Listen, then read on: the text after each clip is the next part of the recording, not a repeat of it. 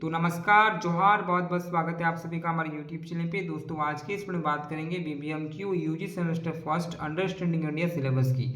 बहुत सारे बच्चों के मन में ये प्रश्न था, भैया हमारा अंडरस्टैंडिंग इंडिया पेपर तो है, लेकिन अंडरस्टैंडिंग इंडिया में क्या पढ़ें दोस्तों। आज पूरा का पूरा मैं आप सभी को सिलेबस बताने वाला हूँ कि ये जो अंडरस्टैंडिंग इंडिया का सिलेबस है वो क्या रहने वाला है दोस्तों, ठीक है, ताकि आपको किसी प्रकार की समस्या ना हो, है ना। चलिए उससे पहले जितने भी छात्र छात्राएं चैनल पे न्यू है, चैनल को सब्सक्राइब कर लें दोस्तों। अब देखते हैं पूरा हमारा सिलेबस। देखिए विनोद बिहारी महतो कोयलेंचर यूनिवर्सिटी के जितने भी छात्र छात्राएं, आपका सिलेबस कुछ इस प्रकार से रहने वाला है अंडरस्टैंडिंग इंडिया का। देखिए कुछ यूनिट में बांटा गया पूरा पूरा सिलेबस को। जैसे पहला यूनिट 1 की बात करूं मैं, तो सबसे पहला जो आपको पढ़ना है दोस्तों वो पढ़ना है विश्व के मानचित्र पर भारत, यानी कि वर्ल्ड मैप पे भारत को पढ़ना है दोस्तों। यार भारत में क्या क्या पढ़ना है, भारत का स्थान, विस्तार, प्रशासनिक सीमाएं और उसके पड़ोसी देश। यानी वर्ल्ड मैप पे भारत कहाँ पे है, भारत का स्थान कितने नंबर पे है, एरिया कितना है इनका, और प्रशासनिक सीमाएं कौन कौन सी है, इनके पड़ोसी देश कौन कौन से हैं, यानी कि भारत का सीमा कौन कौन से देशों से लगता है। ये सारी की सारी चीज़ें हम लोगों को पढ़नी है दोस्तों, ठीक है। कितना क्षेत्रफल है, कितना जनसंख्या है, कितना विस्तार है इनका, कौन कौन सा देश लगता है इससे, ये चीज़ें हम सभी को फर्स्ट में पढ़ना है दोस्तों, ठीक है। इसके बाद जो हम लोगों को पढ़ना है दोस्तों वो पढ़ना है भारत की भौतिक विशेषताएं। भारत की भौतिक विशेषताओं में क्या क्या पढ़ना है, ध्यान दीजिए दोस्तों। इसमें क्या पढ़ना है, भारत की पर्वत, पठार, मैदान, तट, द्वीप, ठीक है, वनस्पति में भारत की नदियाँ, मिट्टी, जलवायु, ये चीज़ें आप लोगों को पढ़नी है दोस्तों। अंडरस्टैंडिंग इंडिया में पूरा का पूरा भारत का अध्ययन है ना, तो इसमें हमारा पहला तो पढ़ना विश्व के मानचित्र पे भारत, कि भारत कहाँ पे भाई, उसका स्थान क्या है, उसके पड़ोसी देश कौन कौन से हैं, ये चीज़ें। दूसरा में भारत की भौतिक विशेषताएं पढ़नी, जिसमें पर्वत, पठार, मैदान, द्वीपीय, है ना, नदी, मिट्टी, जलवायु, वनस्पति, ये चीज़ों को आपको पढ़ना है दोस्तों। क्लियर। तो चलिए इसके बाद जो आपका तीसरा रहने वाला है वह रहने वाला है मानचित्र पर झारखंड।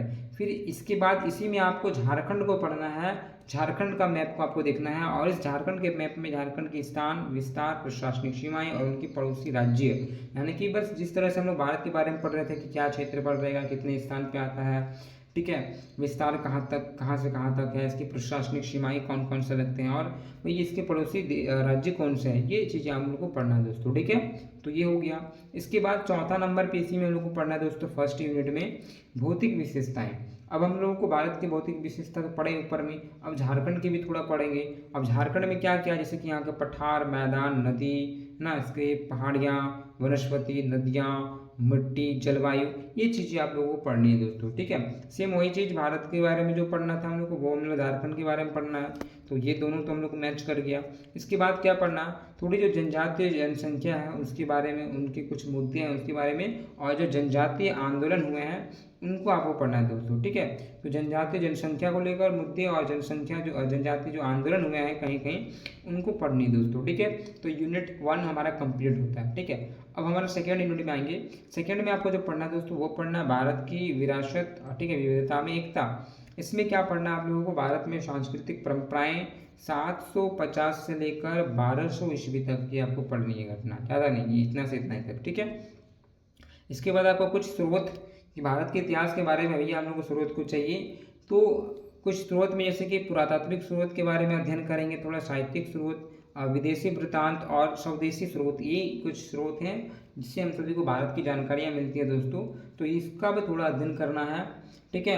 पुरातात्विक स्रोत, साहित्यिक स्रोत, विदेशी वृत्तांत, यानी कि जो विदेशी यात्री यहाँ पे आए थे और जिन्होंने चर्चा किया, लिखा, वो आप लोग देख लीजिएगा, और स्वदेशी स्रोत, ये 4 चीज़ें आप लोग को इसमें पढ़नी है दोस्तों, ठीक है। इसके बाद नेक्स्ट जो हमारा रहेगा झारखंड और झारखंड आंदोलन इतिहास, यानी कि झारखंड को थोड़ा अध्ययन करना है। झारखंड में जो कुछ आंदोलन हुए हैं उस आंदोलनों के बारे में थोड़ी आपको जानकारी रखनी है दोस्तों, ठीक है।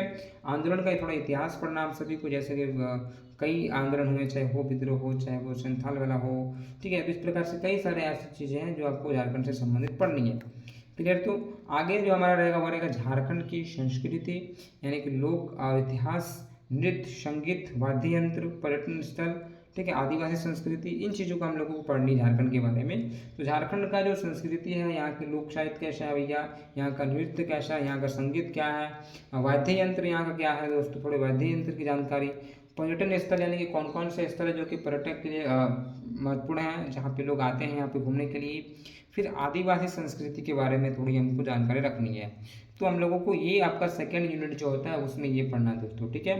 तो यूनिट 1 और यूनिट 2 हमारा कंप्लीट हो जाता। अब बात करेंगे यूनिट 3। इसमें क्या पढ़ना है, इसमें आपको जो पढ़ना है भारत की अर्थव्यवस्था के बारे में थोड़ी जानकारी रखनी है भैया। इसमें आपको पढ़ना है भारत का आर्थिक इतिहास, ठीक है। फिर इसके बाद जो पढ़ना है वो पढ़ना है भारत में कृषि, उद्योग एवं व्यापार की प्रगति एवं रुझान, ठीक है।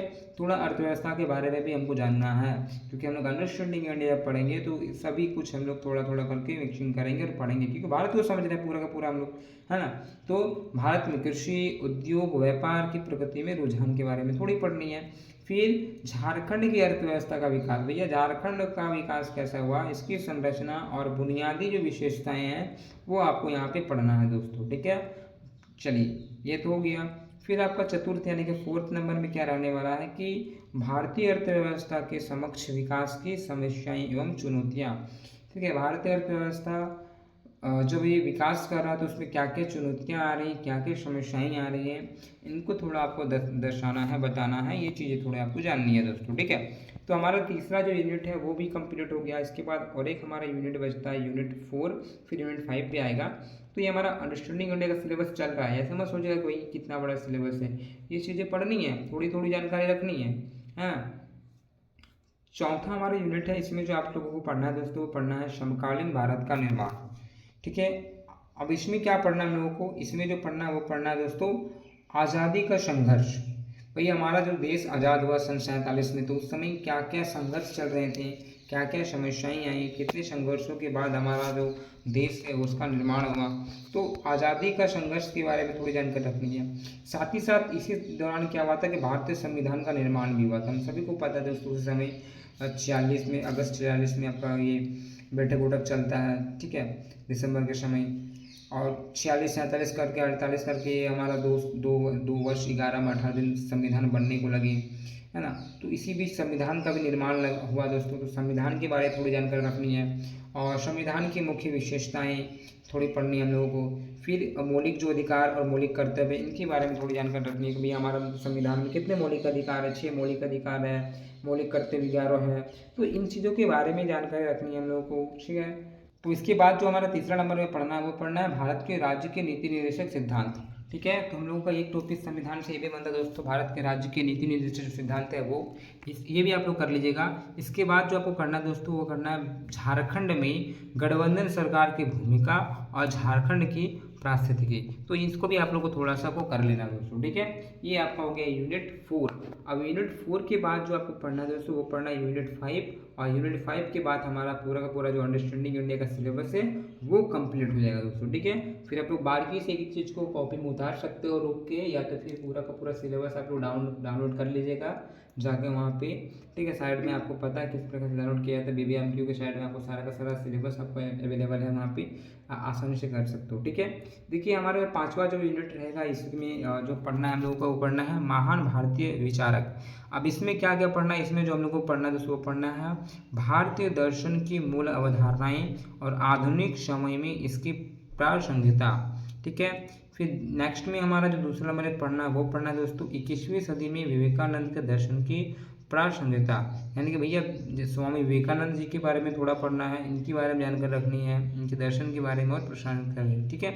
चलिए आगे भी हमारा 3rd नंबर जो रहेगा दोस्तों वो रहना है बिरसा मुंडा और विनोद बिहारी महतो के विचार और विचारधाराएं, ठीक है। जो बिरसा मुंडा थे, जो हम लोग भगवान बिरसा मुंडा कहते हैं इनको, और विनोद बिहारी महतो जिनके नाम से ये यूनिवर्सिटी चल रहा है आप लोग कर रहे हैं, तो इनके बारे में जानकारी आपको रखनी है, इनके विचार के बारे में, भाई इनका विचार कैसा था, विचारधाराएं कैसे थी इन दोनों का। तो बिरसा मुंडा के बारे में और जो विनोद बिहारी महतो हैं इनके बारे में आपको जानकारी होनी चाहिए दोस्तों, ठीक है। तो ये पूरा का पूरा आपका अंडरस्टैंडिंग इंडिया का सिलेबस रहा। आशा करता हूँ कि आप सभी को बहुत ही आसान और सरल शब्दों में ये सिलेबस समझ में आ गया, ताकि आपको बाद में दिक्कत ना हो दोस्तों। जब आप लोगों को सिलेबस क्लियर हो जाएगा तो आप लोग आसानी से कहीं भी कभी भी पढ़ सकते हो दोस्तों, ठीक है। और सिलेबस ही आपको पता ना हो तो आप पढ़ने में भी दिक्कत होगा आपको, है ना। तो आप समझ गए कि सिलेबस क्या है, क्या क्या इसमें पढ़ना था। एक बार आप लोग पुनः धीरे धीरे देख लीजिएगा वीडियो को रोक के, भाई क्या क्या पढ़ना है। इसके बाद आसानी से आप लोग कहीं भी इसको पढ़ सकते हो, है ना दोस्तों। ये टॉपिक आपका है तो आसानी से पढ़ सकते हो। तो इसी प्रकार से चैनल से जुड़े रहें, मित्रों को शेयर करें और मुझसे जुड़ने के लिए दोस्तों मेरे जो इंस्टा आई डी है मैं डाल देता हूँ YT निखिल रवानी, लिंक रहेगा डिस्क्रिप्शन बॉक्स में।